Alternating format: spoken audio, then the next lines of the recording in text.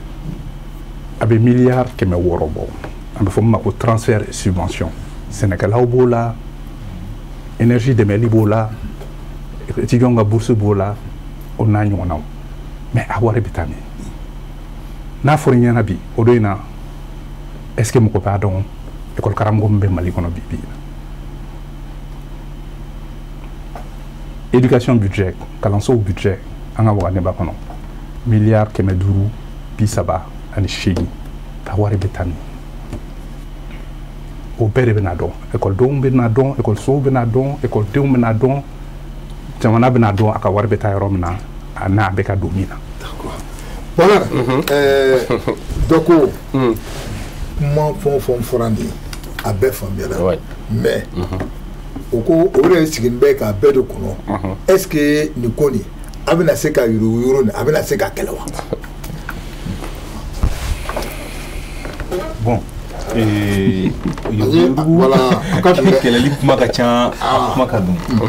mais ce qui est sûr b'a fɛ ko kuma fɔ nin ye kuma ɲɛna kuma ka faamucu mais kuma yɔrɔ min yɛrɛ yurugu nin yɛrɛ quoi parce que ko nin ye an taalan yɛrɛ ye i y'a faamu a bɛ caman bɔ yurugu la a bɛ caman bɔ a la dalulu fɔ a y'a walawala dɔɔni dɛ déjà que wari mugu tɛna circuler tuguni ani wari pièce o bɛ caman bɔ yurugu la an ka baara ninnu kɔnɔ service dɔw y'u ka expérience fɔ an ye par exemple service dɔ ko k'olu tun bɛ recette mun kɛ par jour yan'u ka digitaliser k'u tun bɛ 30 millions ɲɔgɔn de sɔrɔ don o don par jour million 30 ko mais k'u ye digitalisation daminɛ dɔrɔn k'u bɔra million 30 la ka taa million 100 ni kɔ la tile o tile o bɔnna ne ka hakili ma dɛ voilà donc c'est dire que Modibo y'a fɔ a ka kuma la sisan wariw fɔlɔ parce que ni contact bɛ mɔgɔw ni ɲɔgɔn cɛ fɛn caman bɛ se ka tɛmɛ o kɔnɔ mais ni wari dili dabilala mɔgɔw ma o bɛ caman nɔgɔya yurugu ko la mais yurugu banni c'est que ko caman de baara caman de bɛ yurugu ban quoi hali digitalisation kɔnɔna na sisan n'i bɛ fɛ ka dɔ fara halisa yurugu kɛlɛli kan parce que pour moi yurugu a bɛ kɛlɛ mais a bɛ ban o ye kuma wɛrɛ quoi mais a kɛlɛli la halisa cɛsiri fɛn caman bɛ an kan ka minnu kɛ par exemple ka kɛ en sorte que par exemple ni contravention la ye polisi la dugu dɔw la contact direct tɛ agent ni mɔgɔ cɛ ni ye infraction sugu dɔw kɛ i bɛ taa photo la dɔrɔn de radaru b'i ta photo la i bɛ taa i ka so i bɛ taa sɔrɔ i ka boîte postale kɔnɔ i ye infraction mun kɛ o bɛ yen i kan ka mun sara o bɛ yen i ni mɔgɔ si tɛ ɲɔgɔn ye wa ni a sara kuma sera i b'i to i ka so i yɛrɛ de i b'a sara i ni mɔgɔ tɛ ɲɔgɔn ye quoi bon jusqu'à présent fɛn caman de bɛ yen ka kɛ mais a kɔni bɛ caman bɔ yurugu la camanba de bɔ a la mais yurugu banni fɛn camanba de b'a kɔnɔ mun tɛ digitalisation dɔrɔn ye quoi voilà mais y'a bɛ mun fɔra nin digitalisation nin est ce que réellement a mula mun bɛ yen nɔ a mula bɛɛ bɛ a bɛɛ dafalen bɛ wa bon halisa an kan ka cɛsiri caman kɛ ka dɔ fara an ka infrastructure kan infrastructure de base parce que n'i taara Mali territoire ka bon kojugu souvent n'i ye couverture étudier c'est-à-dire an ka opérateur de télécommunication ninnu ani opérateur étatique yɛrɛ u ka couverture bɛ se population ma fo ka taa se niveau jumɛn na ma AMRTP ka rapport ye mais opérateur dɔw y'a yira par exemple comme appel reçoit ka appel kɛ ani ka message sɔrɔ ka message reçoit au réseau in ka a bɛ jusqu'à 95% de la population a ye kɛmɛ sarada la 95 ɲɔgɔn maintenant internet a bɛ kɛmɛ sarada 72 bon olu ye o ye statistique ye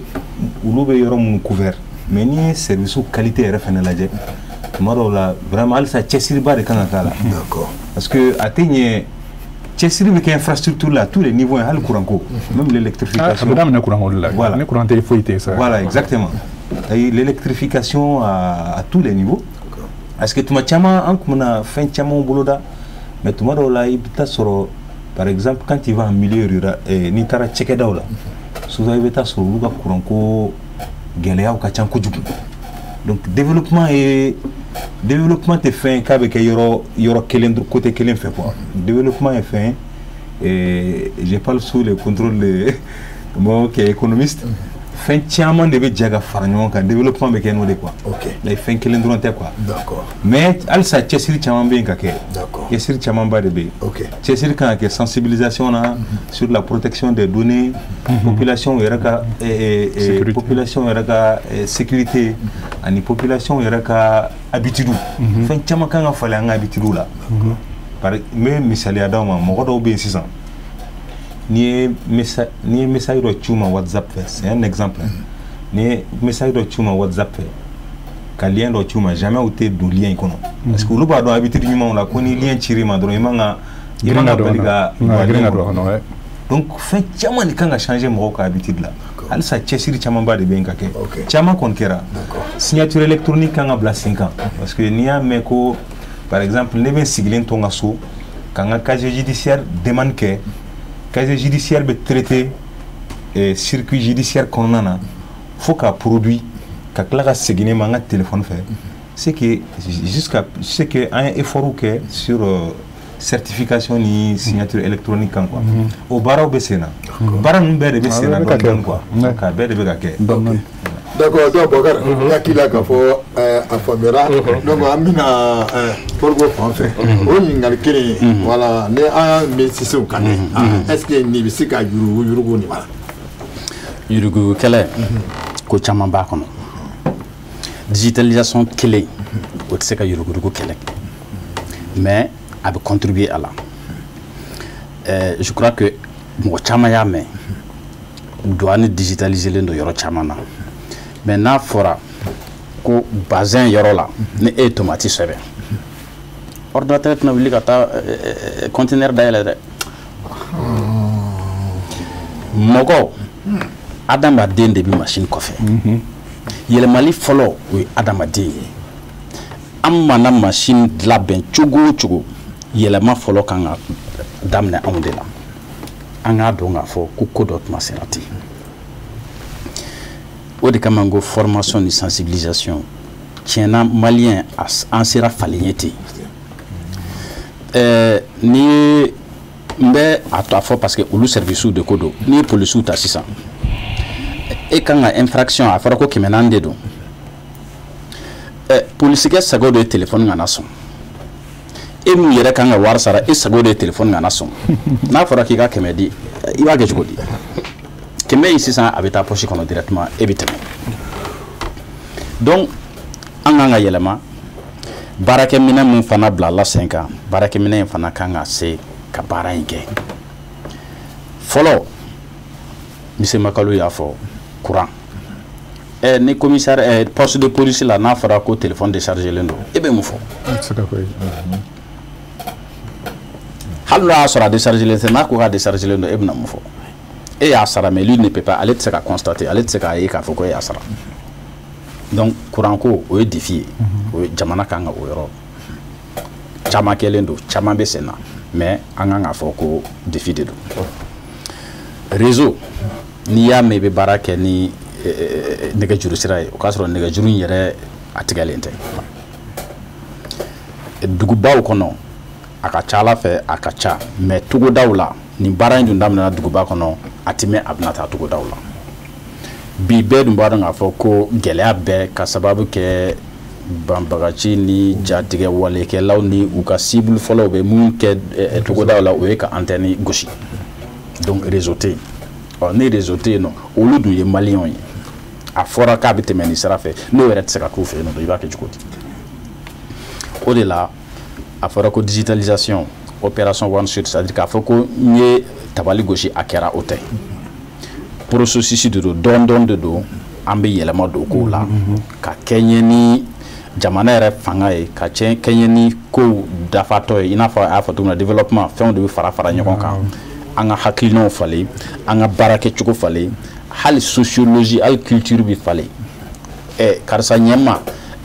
maliyɛnw ka baara kɛcogo ninnu o bɛɛ de bɛ yɛlɛma pour que fɛn in ka se ka sira sɔrɔ donc o gɛlɛya ni minnu bɛ yen nɔ hali Bamakɔ yan a fɔra ko yɔrɔ dɔw la opérateur dɔw fanga ka dɔgɔ hali sisan kɔni b'a u ta u tɔgɔ ma min talen don o ye Mobicash ani Orange Money yɔrɔ dɔw la dɔw ka kiosque ka dɔgɔ yɔrɔ dɔw la dɔw b'i ban ka wari nasugu dɔ minɛ ko an tɛ se ka 100 dɔrɔn k'i kun ou bien an tɛ se ka 100 dɔrɔn bɔ i kun parce que a nafa foyi t'an kan ci bilala ka taa opérateur ma a ye kuma aw ka baara kɛ ɲɔgɔn fɛ nin ko kura mun nana service dɔ ye dɔrɔmɛ 20 ye wolo sɛbɛn ka taa ko extrait copie kɛ dɔrɔmɛ 20 de don nka n'i taara ko ka 20 crédit k'i kun a tigi bɛ n'i ban ko o nafa t'ale kan tiɲɛ don a bɛ se ka kɛ a b'e ka téléphone kɔnɔ ka ban mais n'a t'i ka téléphone kɔnɔ i b'a kɛ cogo di donc bɛɛ de kan ka yɛlɛma bɛɛ de kan ka falen an kan ka ɲɔgɔn dɛmɛ de pour que a ko in ka waleya yuruguyurugu sira o infrastructure o effort kan ka kɛ côté bɛɛ la pour que a ko ka ɲɛ sɔrɔ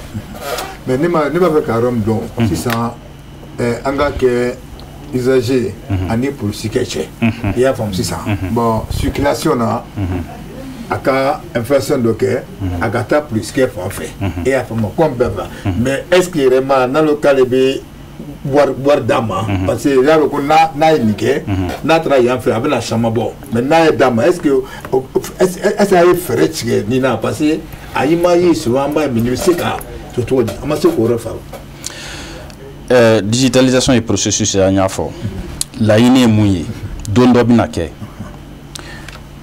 e yɛrɛ kan ka wari di mɔgɔ min ma e n'o tɛ ɲɔgɔn ye kuma tɛ ka fɔ wari ko kuma bɛ don aw ni ɲɔgɔn cɛ parce que an taara lajɛ yɔrɔ wɛrɛw la jamana wɛrɛw la n'i ye i n'a fɔ an b'a fɔ ka nɔgɔya n'i ye fe jeni fe bɛ bilenman na e kan ka jɔ mais e tɛmɛna fe yɛrɛ la caméra bɛ yen nɔ a ye photo ta a y'i ka plaque photo ta. Voilà, c'est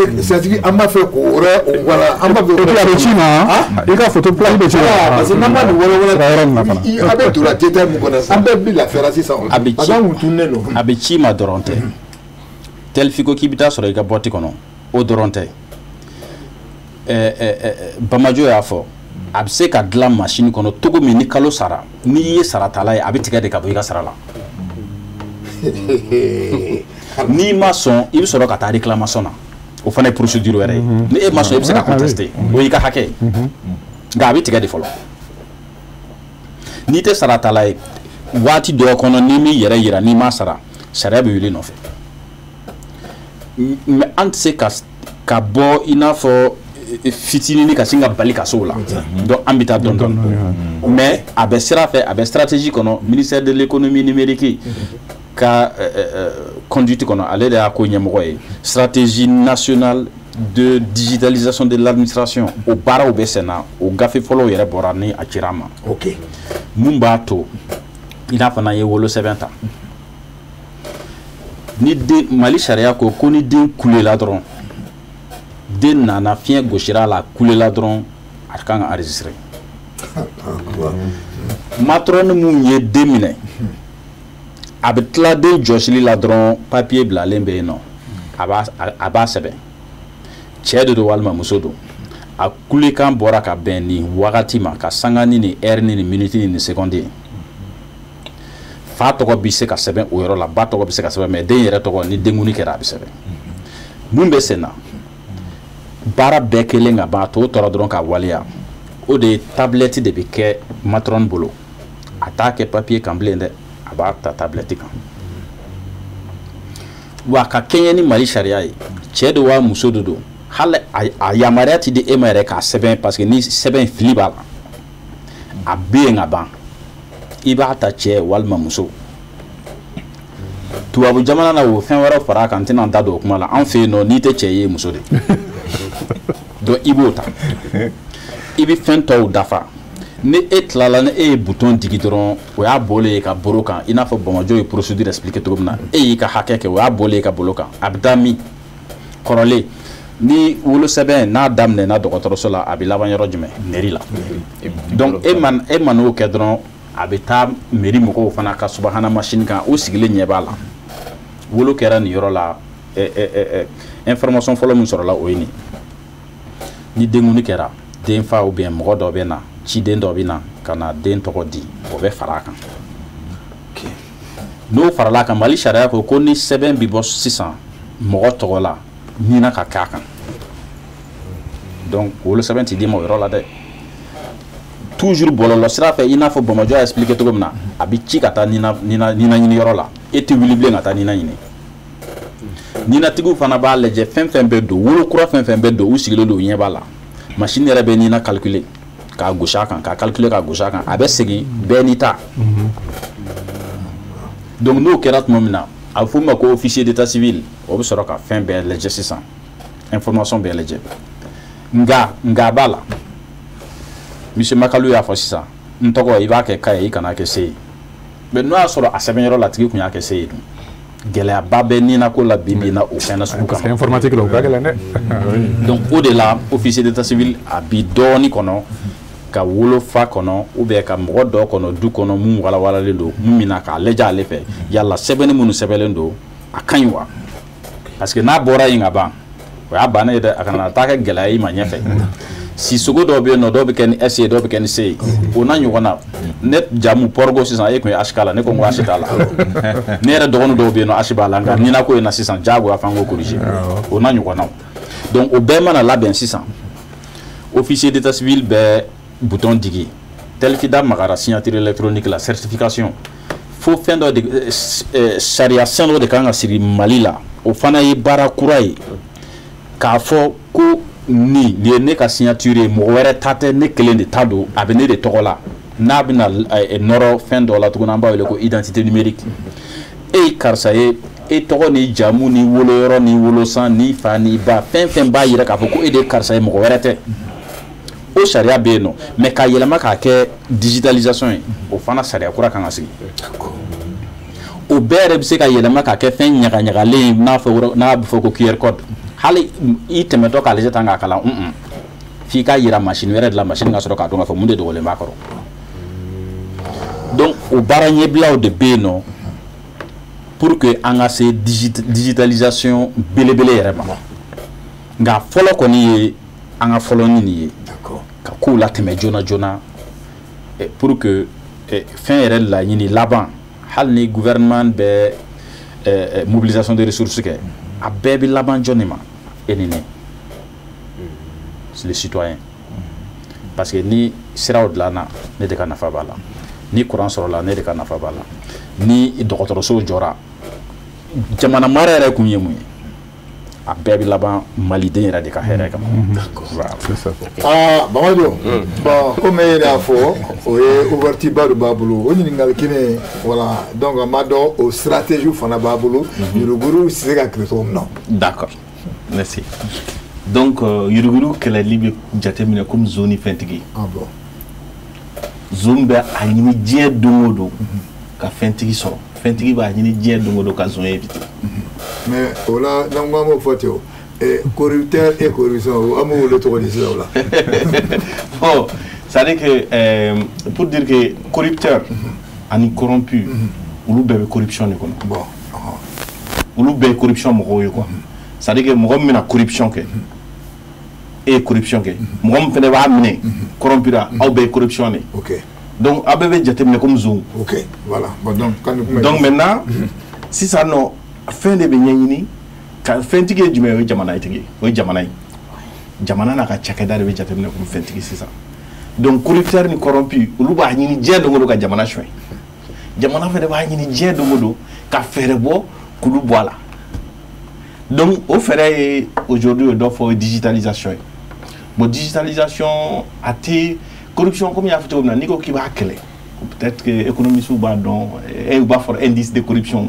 Donc n'i ko k'i b'a kɛlɛ i b'a kɛlɛ ni fɛɛrɛw de informatique bɛ kɛlɛli kɛ ka taga dɔɔni dɔɔni o y'a fɔ sisan Porgo ye fɛngɛ plaki t'a fɔ ye donc plaki ni ne fɛ tigɛ dɔrɔn galontigɛ t'a la caméra de y'i ye a b'i ta n'a y'i ta i bɛ analyse kɛ donc an bɛ don ni fɛn dɔ kɔnɔna na informatique la u b'a fɔ ko intelligence artificielle o ye informatique taasira kuraw ye adamaden bɛ baara kɛ cogo min na ka machine yɛrɛ bila ka baara kɛ ten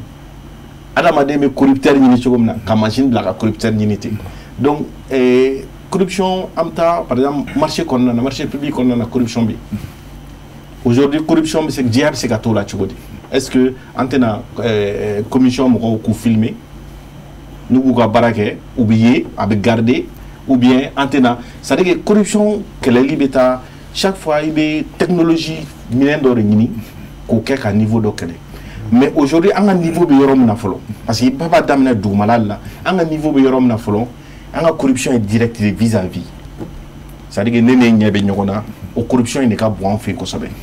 donc o bɛ kɛlɛ cogo di n'an bɔra ɲɔgɔn kan n'i y'a mɛn an bɛ gɛrɛ ne gɛrɛla magalu la ka wari d'a ma ou bien telefon ye wari min minɛ c'est ka ɲɔgɔn ye de o ye fɔlɔ ye n'o o bɛ bɔ yen filanan ye mun ye o ye c'est à dire que n b'i ka dossier bloqué i kana wari sara f'i kana maintenant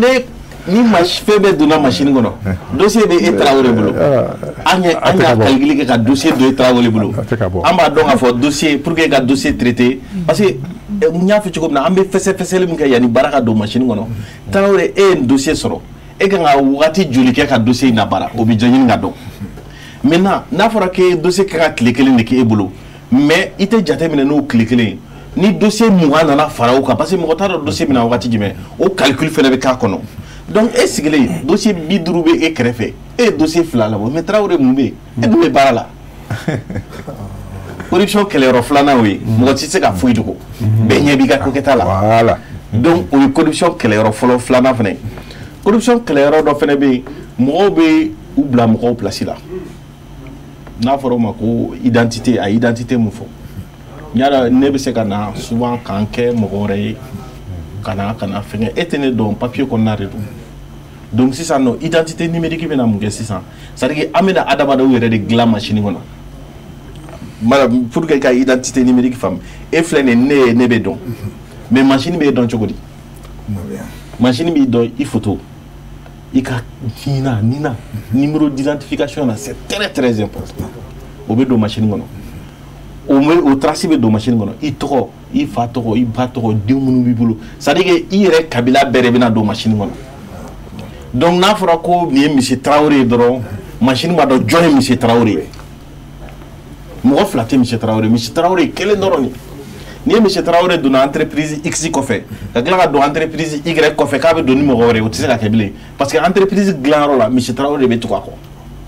fɔlɔ carte d'identité kun b'an bolo i kelen bɛ se ka taa fɛn fila dilan rapprochement tɛ se ka kɛ mais avec les identités numériques an bɛ se ka rapprochement kɛ i bɛ kɛ mɔgɔ kelen de i tɛ se ka fɛn fila kɛ corruption bɛ kɛlɛ yen fɛnɛ. d'accord ne hakili la k'a fɔ problème t'a la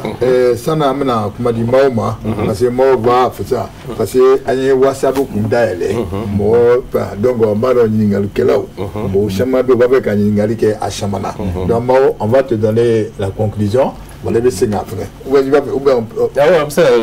mais d'accord, quelqu'un comme donc mi de message blanc, c'est dit qu'on a été en Algérie, que ni digitalisation avec garantie tout le monde, système garantie tout le monde. Donc digitalisation garantie d'état sera chama fait. A garantie follow, oui, a kana kebi kabla chini. Oui, kuma jumɛn bibina paiement daminɛna. Ni paiement daminɛna parce que jamanatigiw bɛ yen bi minnu bɛ fɛ an ka paiement kɛ donc n'olu taara a bɛna kɛ cogo di hali n'olu y'a bila 100 ans 120 est-ce que an bɛna continuer pérennisation o ye garantie fɔlɔ ye garantie filanan fɛnɛ mun ye o ye mansimafɛnw minnu bɛ ka utiliser jamana fɛ pour que k'a kɛ o mansimafɛnw fɛnɛ fɛn ka kan bila pour que machine fansi kana bin baara in kɔnɔna na. Parce que ni machine bina sisan jamana kɔnɔdenw kan ka sarali kɛ ni paiement ye ni machine tɛ ka kɛ a bɛ se ka kɔlɔlɔ kɛ mɔgɔw bɛ se k'a dabila parce que a bɛ jɔ a bɛ fɛngɛ donc tant que engagement politique bɛ o y'a fɔ engagement tant que jamana kɔnɔ mɔgɔw baaralaw ko bon an bɛ fɛ ka tɛmɛ nin fɛ président y'a fɔ colonel y'a fɔ ne bɛ fɛ nin de ka kɛ n'an sera k'a bila a place o y'olu ka engagement ye mɔgɔ si tɛ se ka bɔ yen maintenant an b'a don an kɛwalew de kɔnɔ an ka kɛwalew n'a donn'olu kɔnɔ hali n'a jɔra olu jamanatigi tɛna fɔ ko k'a kɛ o jamana kɔnɔdenw yɛrɛ de wuli a y'a wuli k'a jɔ donc o ye garantie totale ye. ok d'accord garantie totale donc an bɛna n b'aw ɲininka i y'a faamu nka komi en tant que économie an bɛ ni corruption ko nin na e yɛrɛ k'a dɔn ko bɛ se ka. fɛn fila n bɛ corruption n bɛ n da don corruption ko la joona ani a ye min fɔ développement fɛn a bɛ se ka nɔgɔya cogoya min na digitalisation bɛ se ka nɔgɔya cogoya min na marché public a y'a ɲɛfɔ marché public commission de bɛ sigi. Commission bɛ sigi olu de bɛ statuer mais marché public a bɛ fɔ ko e de ye marché sɔrɔ aw tɛ bɔ a kalama yɛrɛ peut-être a bɛ fɔ aw bɛ se k'a mɛn dɔrɔn ko dɔ karisa ye marché sɔrɔ n'a bɛ publier dun karisa de ye nin marché sɔrɔ a ye nin point ni nin point de sɔrɔ wa karisa ni karisa ni karisa ni karisa de tun bɛ commission na bɛɛ b'a dɔn. wa montant ye nin de ye nin de kɛra premier ye nin de kɛra deuxième ye nin de kɛra troisième ye u ye score min sɔrɔ commission membre filɛ nin ye commission président filɛ nin ye o bɛ dɔ bɔ yuruku la o ta sira fɛ barisa a bɛ dɔn mɔgɔ min y'a sɔrɔ a y'a sɔrɔ cogoya min na minnu y'a d'a ma fana deuxièmement concours ni examen mais i ye bac sɔrɔ i ye DEF sɔrɔ i ye nin sɔrɔ mais il faut que a ka dɔn épreuve la a kɛra cogoya min na ni min m'a sɔrɔ munna a m'a sɔrɔ yɔrɔ jumɛn a ye note sɔrɔ yɔrɔ jumɛn a passe mun y'a to a passera mun m'a to a passera n'o o dɔnna et puis fɛn min de don o ye corruption kɛlɛli ye il faut que recours ne ye min na kɔlɔsi minnu bɛ jamana corruption ka dɔgɔ jamana ninnu na i bɛ sɔrɔ recours bɛ yen redevabilité bɛ yen redevabilité kɔrɔ ko ni i ye ko kɛ barisa ni par exemple n bɛ États-Unis de t'a dɔn ni i taara service dɔ la ni fɛn dɔ ma diya i ye i n'a tigi ma bɛn a la i b'a fɔ je veux voir le chef i bɛ se ka t'i plaint chef ye i bɛ se ka t'i plaint yɔrɔ dɔ la ka réclamation kɛ yɔrɔ dɔ la min tɛ a tigi ye i ni min bilala ɲɔgɔn na ye donc olu fana bɛ tila k'a lajɛ ni jo b'a la ou bien ni jo t'a la donc n'o o bɛ kɛ mɔgɔw minnu i ni minnu bɛ baara fara ou bien ni minnu bɛ gɛrɛ ɲɔgɔn na u bɛ siran ka ko dɔw kɛ barisa ko bɛ se ka bɔ kɛnɛ kan mais n'u b'a dɔn k'a fɔ ko fɛn tɛ bɔ a la min ka d'u ye u b'a fɔ tuma yɔrɔ dɔ la yan u b'a fɔ ko yɔrɔ min ka di ye taa i plaît foyi tɛ bɔ a la o y'a n'a ɲɔgɔnna ye donc ni redevabilité bɛ yen transparency bɛ yen a bɛ caman bɔ yuruku la discrétion bɛ yen u bɛ caman bɔ yuruku n bɛ fɛ ka laban min fɔ o ye Telfi y'a fɔ tɔw bɛɛ fana y'a fɔ électricité ani bande passante o ye fɛnba fila de minnu ka gɛlɛn courant ko énergie du Mali bi bi in na a bɛ gɛlɛya kɔnɔ mais énergie kan ka localité 98 de servi mais a kɛlen bɛ ka 65 dɔrɔn de servi sisan a fanga bɛ se o de kɔrɔ barisa a yɛrɛ gɛlɛyaw b'a yɛrɛ kan mais jateminɛ min na mission de service public de b'ale bolo ale kan ka taa localité 400 localité de la a tɛ se a se t'a ye mɔgɔ min ma se ka 98 atteint o tɛ se ka 400 atteint donc faut ka o fɛn ninnu lajɛ parce que ni digitalisation bɛ kɛ a bɛɛ de bɛ lajɛ ɲɔgɔn fɛ mais a bɛ kɛ progressivement de an b'an baara taabolo de la n y'a fɔ cogoya min na ka a yɛlɛma dɔɔni a bɛ se ka ɲɛ cogoya min na laban ye min ye bande passante internet opérateur économique licence de bɛ feere u ma licence bɛ feere u ma u ka nɛgɛjuru sira fɛ ani bɔlɔlɔ ta sira fɛ mais organisme dɔ de bɛ yen min b'u contrôler autorité de régulation des télécoms et des TIC et pour l'informatique donc o ye gendarme de ye mais baarakɛminɛnw de kan ka d'u ma k'a dɔn k'a fɔ opérateur bɛ k'u ka baara kɛ wa mais olu bɛ yen kɛ mais AMRTP premier chauffeur tun tɛ ne ye ne fɔlɔ AMRTP i y'a faamuya maintenant c'est rattaché directement à la présidence de la République ne yɛrɛ ka laɲini tun y'o de ye pour des raisons de sécurité et autres donc AMRTP ale de ye gendarme ye donc il faut que minɛnw ka d'a ma minnu b'a to a b'a dɔn opérateur hali appel rentrant et sortant impôt ta sira fɛ o bɛɛ bɛ se ka dɔn cogoya min na bon an tun ye baara dɔw kɛ fibre optique ta sira fɛ ani Samsung ni Huawei no barake ne ni Mauritanien tara Huawei bara avec le PDG de la Sotelma Limaka Bafo à l'époque anaka barake nyoko pour que ka kai atmala téléphone kai tinte sur téléphone na donc Huawei de nana ndeme téléphone ne juru bi saka sur kai to amna c'est pas lui qui est présentement PDG de RMTP là. Non, il a quitté. Il est à la retraite. Il est à la retraite. Il était PDG de la Sotelma à l'époque. Donc, au bande passante, il fait un pas de bibina. Ni bande passante tibolo, courant tibolo. Solution me se ka soro la. Barça clé de bambara. Ka foko ambe fait un courant be se ka soro clé de fait. Bon, équipement do be sans ou be marché clé là. Donc, il faut qu'on aille ni an agétique qui a clé jakabo ka laje au fin nous se ka. Donc, min be se nendi sojani ko ina informaticien minu be ni bara nuke internet ou ani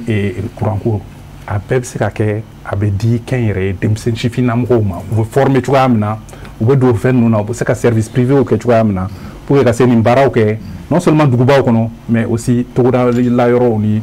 fauna bon là-bas oui ko courant ni fente courant ka bola mais bolola tseka soro yoro tonna agence AGFO tumbe AMRTP de konnala ou ya sama ka bo kono parce barça milliard bisaba tumba kono mituma utiliser o wari opérateur ba sara mais a dabora ko jamana bese ka nege juru lase yorom nuna parce que opérateur olu be a jatemine de u be tono soro yorom nuna localité u bu ciblé de mais ni jama mancha yorom na ou bien test tono soro yorom na o teta yon mais jamana de ba décider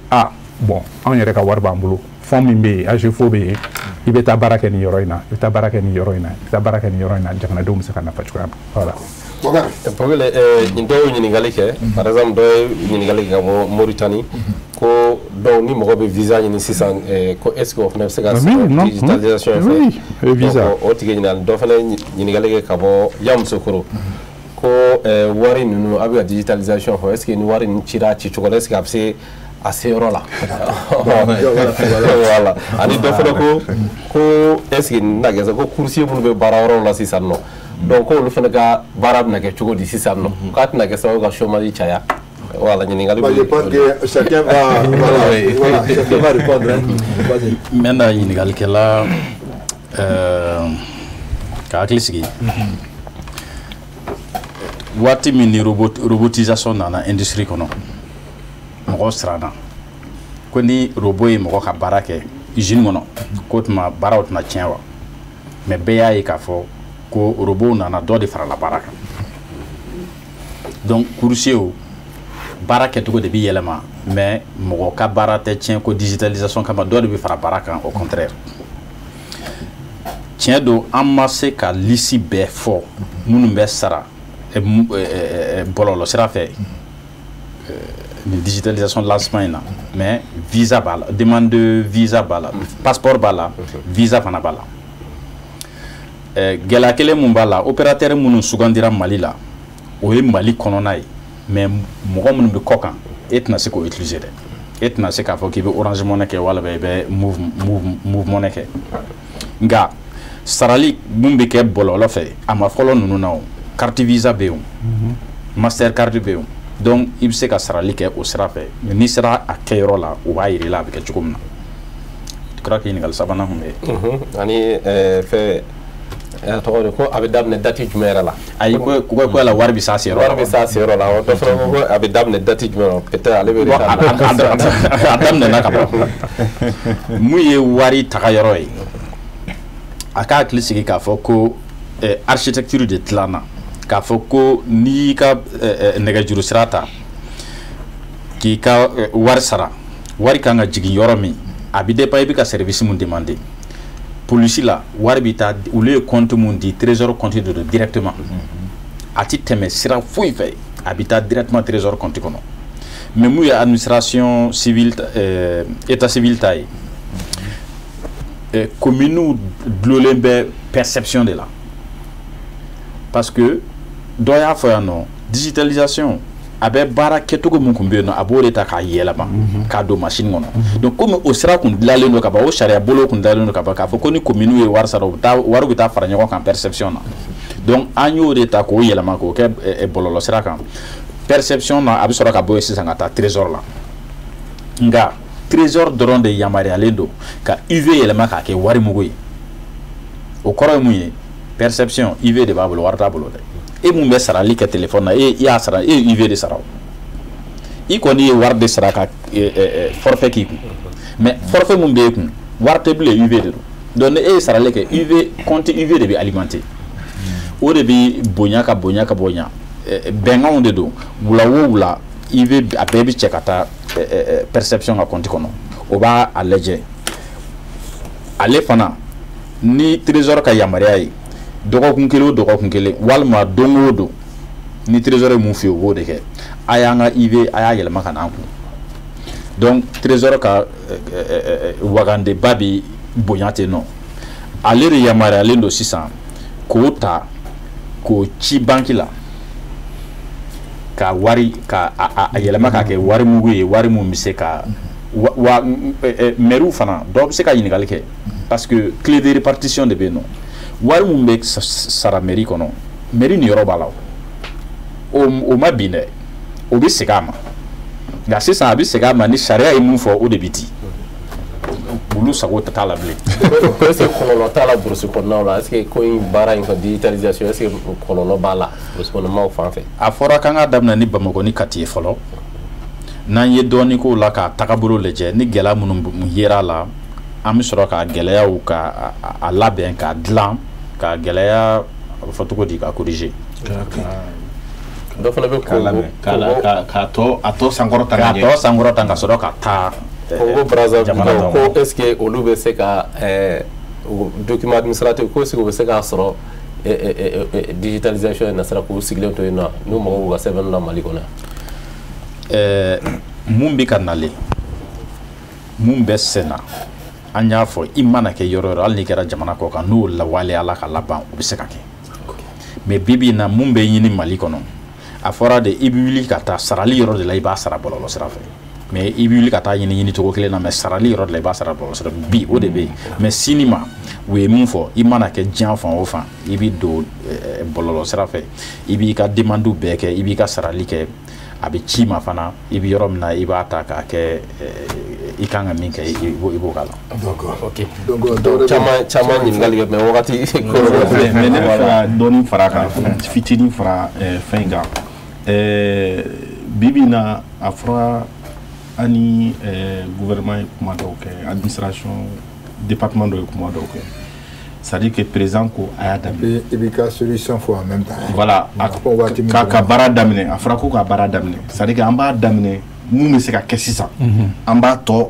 améliorer ka taa o ka fisa an k'an jɔ k'a fɔ an k'a bɛɛ améliorer donc ale ye tɔn mun di an ma aujourd'hui n'a daminɛ digitalisation na o ye baara daminɛ de maintenant baara daminɛ bɛ u bɛ ka fɛn fɛn fɔ n'an sera an ka laɲini ye o bɛɛ ye pour que k'o fara ɲɔgɔn kan maintenant pour compléter juste mun ko a bɛ sinsin cogo di an ka laɲini dɔ ye syndicat ye laɲini dɔ kɛ bi c'est à dire que jamana cakɛdabaw département bɛ yen u ka informaticien conseiller bila a yɔrɔ la pour que ka lawaleya in tɔ lajigin bi bi in na i bɛ département fɛn fɛn ta conseiller tɛ yen informatique tɛ yen à part technologie ka mɔgɔ sinon a tɔ si informaticien tɛ yen parce que ni ministère mun kan ka yɔrɔ informatiser il faut ka kɛ mɔgɔ ye mɔgɔ min bɛ informatique dɔn donc an ka laɲini ye informaticien dɔ ka ye département na bi bi in na pour que baara kana segin kɔ olu ka baara ka kɛ nin fɔra a y'a kɛ a filanan ye mun ye informaticien ka former parce que fɛnw bɛ changer baara yɛlɛma an ka domaine ka teli donc jamana ka informaticien former k'u labɛn ka fɛn kɔnɔ donc n'o kɛra baara tɛna jɔ a bɛ continuer san 200 san 50 a bɛ continuer. D'accord donc comment on appelle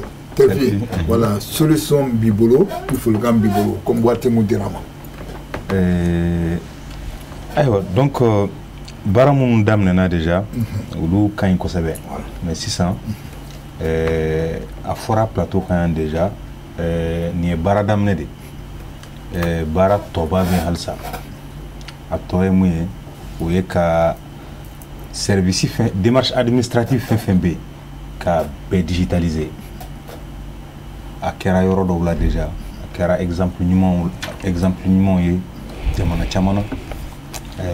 an yɛrɛ bɛ se ka kɛ d'ailleurs an yɛrɛ tun y'a daminɛ n'a y'a jateminɛ portail dɔ bɛ yen ko démarche administrative.gouv.ml démarche bɛɛ plantelen b'a kan mais a baara tɔ de tun bɛ kɔfɛ baara tɔ min tun bɛ kɔfɛ o ye n'i ye ɲɛ b'a la yɔrɔ min na sisan a sɛbɛnnen bɛ ko casier judiciaire i bɛ cliquer a kan i b'i ka démarche bɛɛ kɛ f'i ka casier ka na d'i ma i sigilen i ka so k'a d'i ma i ka téléphone kɔnɔ donc démarche bɛɛ kan ka digitaliser sisan o de ye baara tɔba ye ka kɛ donc o de ye baara nata ye ka kɛ quoi. D'accord. Ok. Donc on profite pour saluer le directeur général comment on appelle de l'AGETIC. Voilà, donc Amafo, il te voilà vraiment merci beaucoup. Voilà, oui. Ne fait faire un flagrant de préplatique. Trésor public est mis à comment faire un conseil et pas qu'à banque de dos. Trésor public, c'est-à-dire il va s'arrêter les policiers là-haut, il va que yoro ni warsara. A man ka di mɔgɔ wɛrɛ ma a kan ka taa wagandenba min kɔnɔ o de ye banque ka état ye état ka banque plutôt donc wari in bɛ taa yen de laban ye min ye monnaie numérique a fɔra ko diɲɛ warisobaw i b'a dɔn wari bɛ dilan de o ye wari biye ani warimisɛn a bɛ dilan warisobaw de fɛ n'a bɛ fɔ a ma ko banque centrale diɲɛ kɔnɔ bi bi in na kɛmɛ sara la B8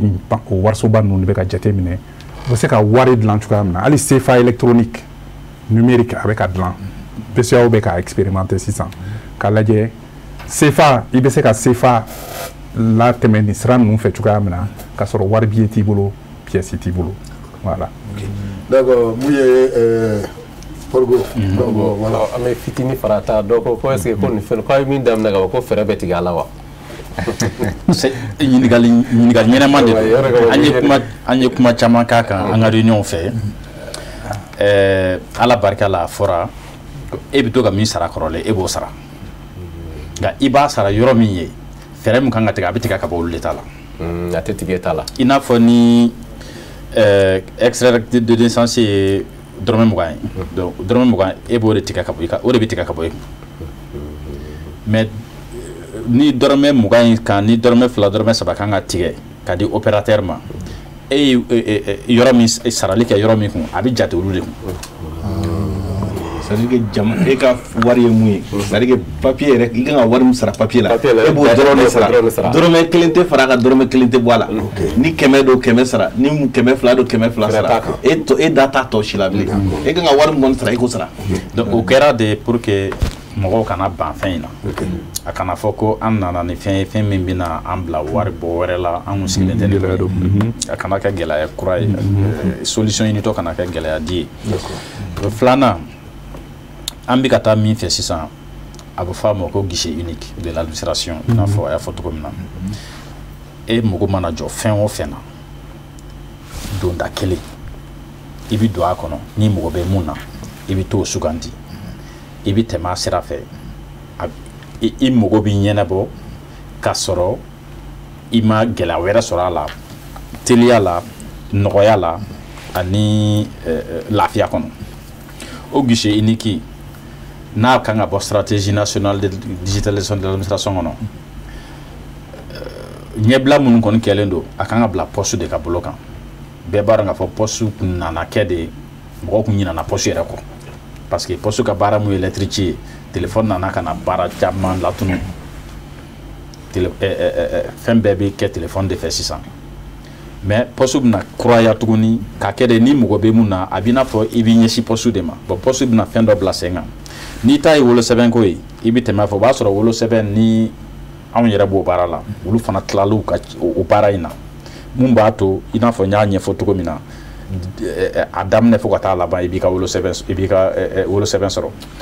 casier judiciaire a ye mun fɔ sisan a mana kɛ service o service i b'i don da kelen fɛ i b'i ka service demander i b'i ka service sɔrɔ ni mɔgɔ fɛn fɛn kan ka don a la o bɛɛ bɛ kɛ ni accords de ye opérateur ninnu bɛɛ négociation de kɛra AMRTP ka yamaruya kɔnɔ ka mɔgɔw ka na kɔnɔ bɛɛ k'i ka tɔnɔ sɔrɔ k'a dɔn k'a fɔ fana ko jamana ka baara jamana yɛrɛ tɛ tɔnɔ ɲini jamana bɛɛ lafiya de ɲini ka ɲɛsin jamanaden ma. D'accord. Vraiment, merci beaucoup. Donc, on profite, Bogar, pour saluer le ministre Abdoulaye Maïga et puis Ali Aka, chef de cabinet Ouattara. Puis maintenant, ça, j'ai oublié la dame, celle qui est chargée de communication, Fatima. Voilà, il faut passer en témoignant Bella, puis maintenant, puis avec ce grand respect, il faut nana. Donc, vraiment, on remercie le ministère Koubela Djanoufou. Puis voilà. Alors, moi, Makalou, conclusion. Non, conclusion, il y a an bɛ taabolo ɲuman de kan barisa n y'a ɲɛfɔ cogoya min na révolution numérique ni u y'a ɲɛfɔ informaticiens y'a ɲɛfɔ u bɛ ka baara minnu bɛ ka waleya sisan a bɛ se ka kɛ sɛnɛ ta sira fɛ i b'a dɔn bi in na maliyɛn min bɛ togoda la n'i ye 100 sara la i bɛ sɔrɔ 80 bɛ togoda la bon an ka jamana dun bɛ baselen bɛ sɛnɛ ni mɔni ni jɛgɛ baganmara de la mais bi in na n'i ye Afrique yɛrɛ bɛɛ ta 100 sara la bɛɛ minnu bɛ sɛnɛ kɛ i bɛ sɔrɔ u sigilen bɛ ka sanji de makɔnɔ n'a bɛ fɔ a ma ko agriculture pluviale donc nin bɛɛ de bɛna se ka dɛmɛ kɛ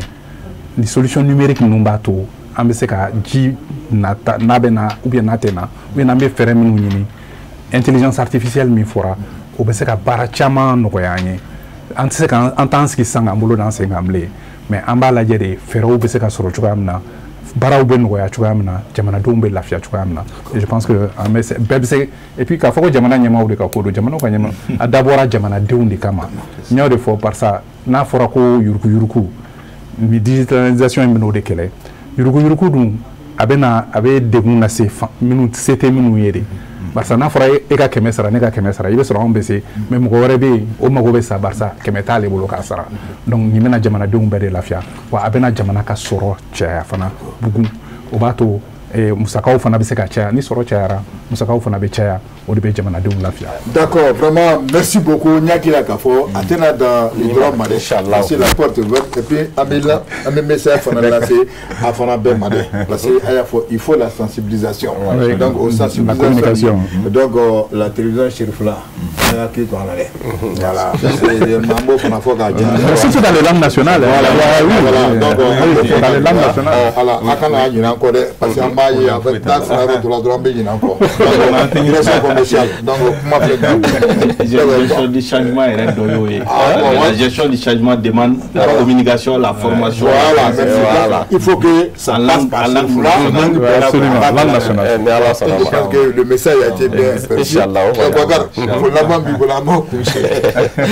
Ami foli bila filɛbaga bɛɛ lajɛlen ma nin waati in na bɔ kelen vraiment k'an ka maa wele bilala maa minnu ma u hakili juru caninen don vraiment u ye fɛn fɔ bi min b'a to jamana kɔnɔden minnu tun bɛ k'an filɛ Mali kɔnɔ ani Mali kɔ ka bɛɛ lajɛlen nimisi wasara aw ka fɔtaw la bi su in na donc vraiment an b'aw fo k'aw waleɲuman dɔn ka an filɛbagaw fana fo sabula an bɛ heure min na i bɛ taa sɔrɔ dɔw fana bɛ heure min tɛmɛlen mais malgré tout sigilen kun don k'an na u b'u ka message bila caman t'a bila k'a kɛ ɲini kɛ minnu fɛ minnu ka question ma se ka poser aw ko sabula jama cayara kosɛbɛ donc ni Ala sɔnna ma an y'a fɔ a tɛna dan nin ma siɲɛ wɛrɛ ni an na wele bila o ma tuguni ka se ka o question kelen poser o ka se ka ɲɛfɔli kɛ o la ka bɛɛ fo ka bɛɛ lajɛlen waleɲuman. Mun y'an dɛmɛ ka baara nɔgɔya an bolo an bɛ taa Bangoni na direction Chérifla donc an bɛ Bangoni kɔnɔ yen Bangoni Jɛngɛnɛbugu la mun ye Ousmane Sogore ye an bɛ a fo donc Ousmane Sogore kɛrɛfɛ la direction commerciale an ma ɲinɛ a kɔ mun ye ressources humaines et puis le caissier et le comptable an ma ɲinɛ a bɛɛ kɔ donc n'an nana an bɛna Moribabugu yan responsable technique Bouya Kulubali an ma ɲinɛ kɔ Bouya Kulubali kɛrɛfɛ mun ye le réalisateur, le producteur, Mohamed Keita, le maestro, il a le même niveau que Chegal. Même diplôme. Donc, vraiment, chapeau à toi, Mohamed Keita. Mo Ambifo Mohamed Keita Kerefe moi Abou officiel elle est congé là donc GMT Moussa Traoré merci beaucoup GMT Ambifo donc moi Adama S Koulibaly Amaina ko amta Erejila Chaga Koulibaly alolebe Chaga merci avocat Traoré NB Amaina ko moi coach Jare Amaina ko ani Daouda Kone donc à toi mo dimanche ça mi chauffeur Ambufo parce que ame kilenga fo chauffeur anga bara kondana o lebe wuli benye wa be dabbe ko fe donc ali sisa bu nyana donc Ambufo ko wala nyama no Lamine Traoré Seydou Diallo ani Souf Diallo anga gardien fana dugumana la mi Tchekura ani Moussa Diarra Ambufo wa amane garde national ma fana ko sabla lu biya sanga ani wati belajele nu ko marfa ba ko en garde amul fana fo musokoroba duwa o te bine donc muye asa sempara ya manyine ko aminata sempara tene Côte jamana ko na manyine ko pamina sumuno muye sokiba ya manyine ko madame Touré Janaba Konate mayambu reda go aidra boke ya manyine ko muye balia maye amanyina ko donc o temani ko amisro kata Baba Cham hippodrome a formuso fla manyina fanago muye la police des Égois année de fois monsieur le ministre de la sécurité vraiment je vois frontière là ils font du bon travail donc Kengenea adjudant chef Mouye Abdou Karim Bagaybo Baga sans oublier le commissaire Badra Alou Diawara ani le sergent chef Mouye Kemori Diagité ani policiers font Mali Côte d'Ivoire frontière là je vois amba bela jelfo notamment ko amta Kadiana donc sûrement Diara ani commissaire Moubé Abou bela jelfo sécurité vraiment c'est bien garanti donc comment kumcheni joy mais le vieux Ametiang Nyang kay le vieux Asibe Romna Albi Chérif Laté Maka donc kumcheni Ousmane Chérif Madan Aïdra Yabani donc Karamo Amedo qui est vraiment merci beaucoup ika demain ani nyofo mo fombe ni watina akulobana anyebana fana ma bela jelfo donc ni ala manga joairana